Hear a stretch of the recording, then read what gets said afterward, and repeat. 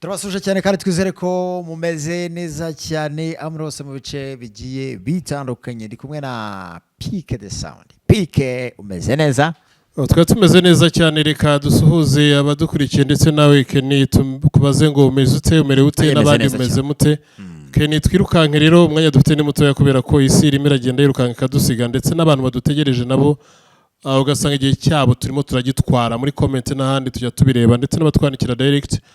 Reka tubashimire kuba muhari kandi mukomeze mudushyigikire. Amakuru ari nayo Kenny. Yego Pike, twinjira mu kiganiro cyacu nagira ngo duhere ku munsi w'ejo ibitero byabaye bya Islamic State bataka ku mupaka hagati ya Burkina Faso, Mali na Niger. Urumva ko ni ikintu gikomeye cyane, ndetse bakataka kurindiro birenga bibiri, kurindiro bibiri bya gisirikare bwo hari kuri Mali.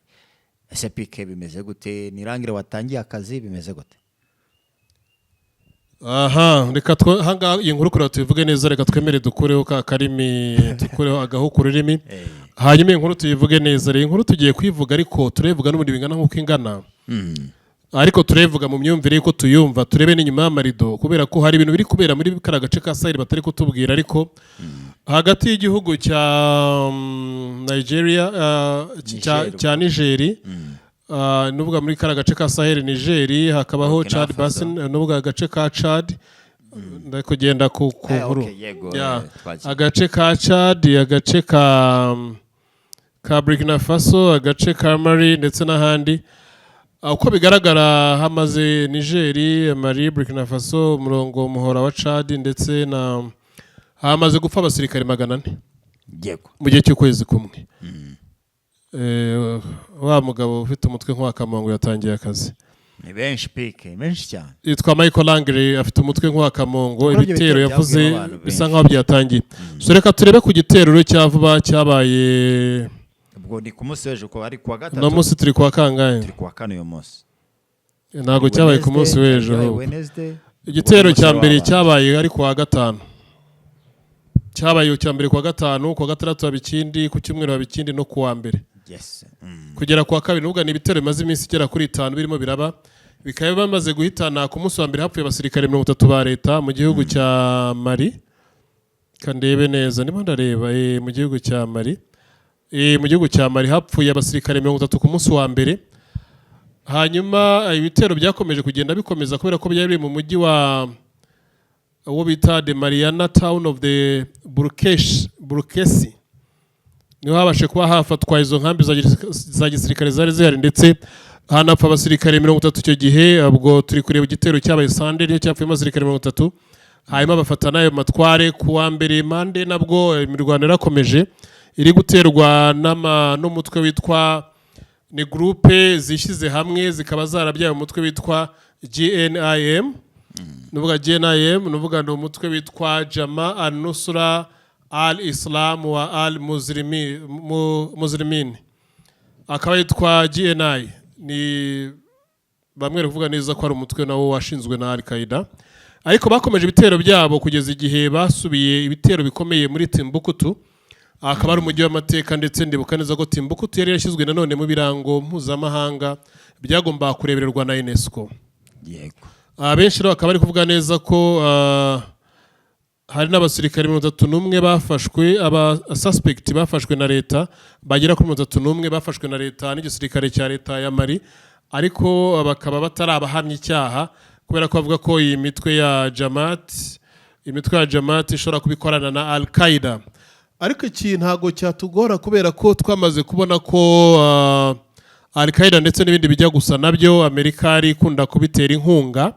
Mu magambo dukurikije uko twagiye tubira, ndetse tunakurikije nuko twabonye benshi bagiye bakirwa, tukaza gukurikirana n'amateka y'ukuntu bagiye babaho ndetse n'ibyo byagiye bivuka, tukamenya n'uburyo Al-Qaeda yabayeho kugira ibashe kuba yasenya Soviet Union, ariko biciye muri Amerika bigaca mu mutaka kandi kaboko. Uyu munsi rero turimo turabireba duhereye kuri statement y'umugabo Michael Langley. Kigabo gifite n'umutwe nduzwa ndi kukireba hano. So turebye kuri Michael Langley ku nkuru yavugiye mu gihugu cya Kenya ubwo hajyaga kuba icyo bita joint training ya Zafricom, ibyo bita American Lion na African Lion. Ya African Lion Training ni African Lion Training.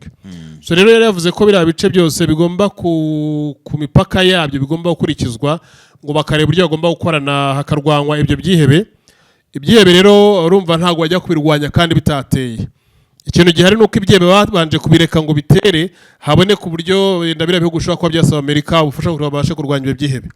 Kurumva ko bavuze ngo bazarwanya ibyihebe kandi ikaba bitari gutera, ntabwo Amerika yari kuza kujya kwivanga mu bujyanama cyangwa mu tekinike za gisirikare zo kujya gufasha ibyo bihugu ngo barwane n'ibyihebe kandi ibyo byihebe bitaratera. Ibyo byihebe nkambona ko byateye umufurizo w'iminsi igera kuri 4 kugira ngo bya bihugu bibone ko Amerika avuga ko ibyihebe koko bihari. Byumvikana ngo byagiye gutera ko Amerika yabyereje ngo bitere. Niko kuri pikora ko bya bitero bifite imbaraga ndetse abayeho n'ibitero ubwo urumva igihugu nka Mali bahise bakoresha ubwo indege zindwanye nabo. Ikintu rero gihari ubwo niba ari uko nguko bimeze numva inkuru turayishoje. Reka tubashimire. Ikindi gihe ni keke ni uko Michael Rangere yabivuze ubwo njyewe n'abantu kuri babakumva barabaga bavuze ikintu pike ndabona no kugikora nako ka kukivuga byo ni ikintu kimwe ahubwo ndi kuvuga ngo bo bakivuze nibyo ngo hano Michael Rangere arimo arabivuga sibyo. We kumara kubivuga akavuga ko icyo gice cyose kigomba kuba cyakurikiranwa kubera ko bageneye guhangana n'ibyo byihebe kuko badahanganye n'ibyo byihebe Amerika nayo ngo yahura n'ikibazo cy'ibyo byihebe. Byumve neza. Noneho rero no munota kubera ko Amerika yabivuze ntago byo gutanga ubujyanama muri bino bihugu birimo bya Mali n'ibyo byose na bya Chad n'ibindi.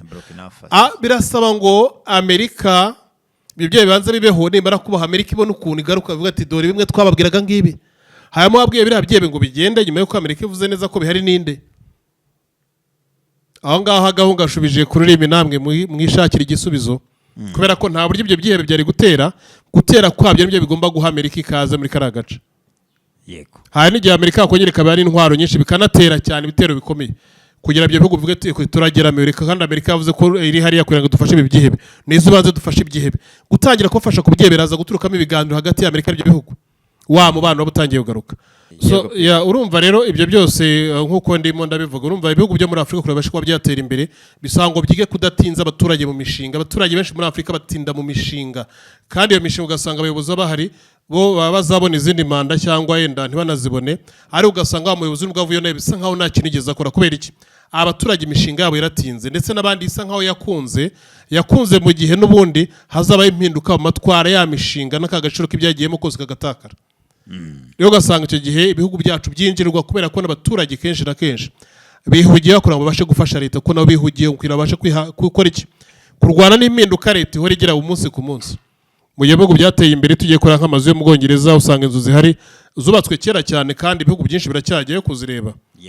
Za Luxembourg inzu zubatswe kera kandi ibihugu birakize. Rero bisaba ngo leta ziye zikora project plan z'igihe kirekire pana gukora project plan za buri 5 years 10 years kubera ko investment baragiye muri 10 years. Iyo bagiye guhindura igishushanyo ugusanga nawe tuhindura imiterere y'ibyo wari ufite ugiye kongera gushyiramo investment wazigiye ugira amafaranga ya retirement ryari. So rero ibyo bintu byabaye aho Perezida Boko wo muri Botswana yarari mu nama n'abayobozi benshi anababwira ko arabwira ati suretse n'abaturage mwebwe ubwanyu ntago mukeneye kuzava ku butegetsi mufite amazu n'ibindi bintu tubwo se murumva ibintu byazigira bishoboka ryari igihe cyose turimo turagenda kuri murongo turi kugenderaho ko umuntu aza gusaba urupapuro akagenda akamara amezi 3 ngo muba muri kiri kwiga ibiki ubundi ko dosiye ye muyireba icyangombwa cye murakireba umutungo waho uri murahazi mwamusanze ubundi kuri terahari mukamuha icyangombwa uwo munsi ubundi. So rero na biriya bihugu bindi turi kuvugana nari nabonye ubishobora ari perezida w'igihugu cya Burkina Faso